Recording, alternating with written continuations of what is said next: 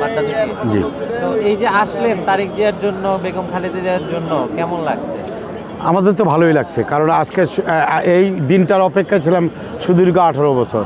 Jail জুলুম অত্যাচার সব কিছু নিপীড়ন সহ্য করে আমাদের নেতা তারেক রহমান একদিন দেশে আসবে এবং আমরা তার নেতৃত্বে এই দেশকে পুনর্গঠন করব। যেমন এক সময় থালাবিহীন ঝুড়িতে পরিণত হয়েছিল বাংলাদেশ, সেখান থেকে রাষ্ট্রপতি জিয়া রহমান এই দেশকে একটি শক্তিশালী দেশে রূপান্তরিত করেছিলেন।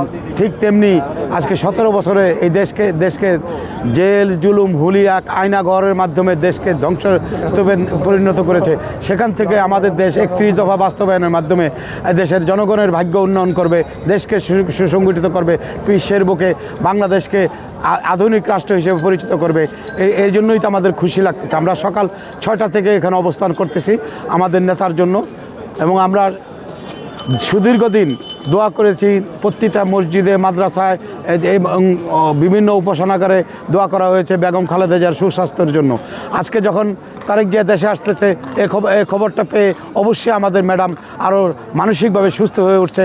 ইনশাআল্লাহ আমরা আশা করি অচিরেই ম্যাডাম আমাদের মাঝে ফিরে আসবে সুস্থ হয়ে। আচ্ছা, তারেক জিয়া কি দেখেছেন এখনো? না, তারেক জিয়াকে এখনও দেখতে পারিনি।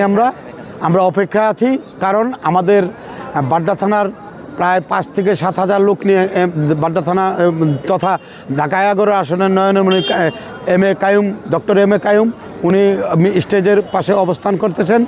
আমরা কিছু সংখ্যক লোক এখানে হসপিটালের পাশে অবস্থান করতেছি। দুভাগে বিভক্ত হয়ে আমাদের অধিকাংশ লোকই ওখানে কায়ুম ভাইয়ের সাথে অবস্থান করতেছে। আঙ্কেলের নামটা?